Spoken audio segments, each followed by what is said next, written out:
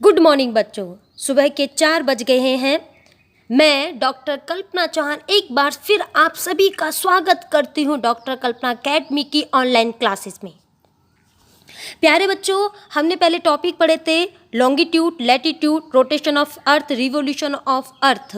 उसी से जुड़ा हुआ एक अगला टॉपिक है अंतर्राष्ट्रीय तिथि रेखा, इंटरनेशनल डेटलाइन। चलो अब हम देखते हैं कि ये इंटरनेशनल डेटलाइन क्या है। आपने देखा है कि जो अर्थ है, अर्थ को 360 डिग्री देशांतर चलने पर 24 घंटे लगते हैं। 24 घंटे में अर्थ यानी कि अपने एक्सिस पर 360 डिग्री देशांतर चलती है और उसे देशांतर चलने पर 360 डिग्री देशांतर चलने पर 24 घंटे लगते हैं, जिसमें एक दिन की बढ़ोतरी होती है। अब क्या है, 0 डिग्री जो देशांतर रेखा आपने पढ़ी थी, जिसे 0 डिग्री जिसे ग्रीनविच रेखा भी कहते हैं। इसे ग्रीनविच रेखा इसलिए कहते हैं क्योंकि ये लंदन के ग्रीनविच शहर से गुजरती है। इस ग्रीनविच रेखा के जस्ट पीछे इसके पीछे 180 डिग्री देशांतर रेखा है। ये ग्रीनविच रेखा है, इसके जस्ट पीछे 180 डिग्री देशांतर रेखा है, जो आपकी जो अलास्का है, अलास्का और साइबेरिया के बीच आसपास खींची गई है। अब ये आपने जो 180 डिग्री देशांतर रेखा है, इसी 180 डिग्री देशांतर रेखा के पास में एक समानांतर रेखा खींची गई है, जिसको हम अंतर्राष्ट्रीय तिथि रेखा कहते हैं।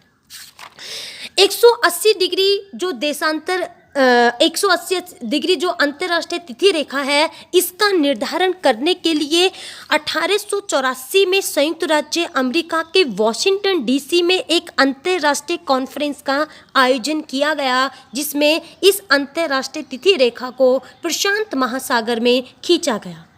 अब ये प्रशांत महासागर में इस रेखा को खींचा गया है, 180 डिग्री देशांतर रेखा को। ये 180 डिग्री देशांतर जो रेखा है, इसमें आप ये देखेंगे ये प्रशांत महासागर में है। ये 8 स्थानों पर मोड़ी गई है, यानी कि स्थल खंडों को छोड़ते हुए 8 स्थानों पर इसको मोड़ा गया है। इसके मोड़ने के पीछे उद्देश्य यह है कि ये जो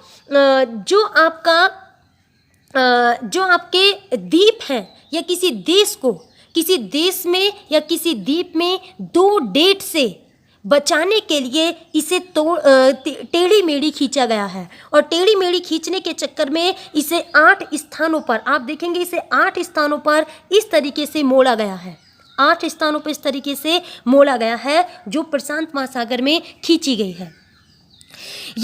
ये आपका इंटरनेशनल डेटलाइन आप देखना है। ये इंटरनेशनल डेटलाइन है, जिसे प्रशांत महासागर में 8 स्थानों पर स्थल खंडों को छोड़ते हुए खींचा गया है। दूसरा एक क्वेश्चन ये आता है, जैसे आपने अभी पढ़ा था, जो ये है 0 डिग्री देशांतर रेखा। 0 डिग्री देशांतर रेखा में इधर वाले पार्ट को हम कहते हैं ईस्टर्न हेमिस्फीयर, इधर वाले पार्ट को हम कहते हैं ईस्टर्न हेमिस्फीयर, और इधर वाले पार्ट को कहते हैं हम वेस्टर्न हेमिस्फीयर।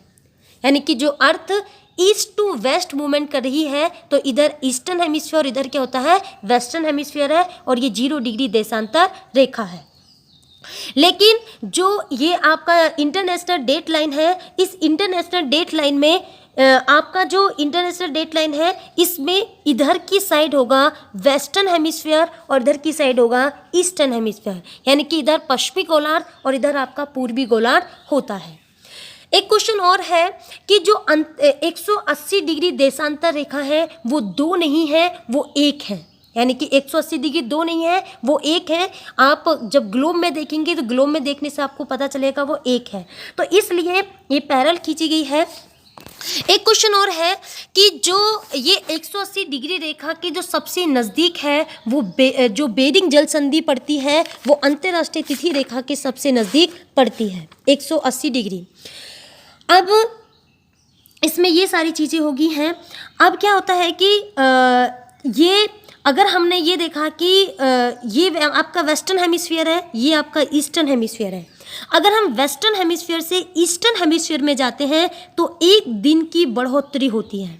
अगर हम ईस्टर्न हेमिस्फीयर से वेस्टर्न हेमिस्फीयर में जाते हैं तो 1 दिन कम हो जाता। माना इधर संडे है आपका, इधर संडे है तो इधर संडे होने पर इधर क्या हो जाएगा, आपका मंडे हो जाता है, यानी कि 1 दिन का इंक्रीमेंट होता है। तो इस तरीके से जो अंतर्राष्ट्रीय तिथि रेखा है ये खींची गई है, जिससे सारी दुनिया की जो डेट है वो तय की जाती हैं।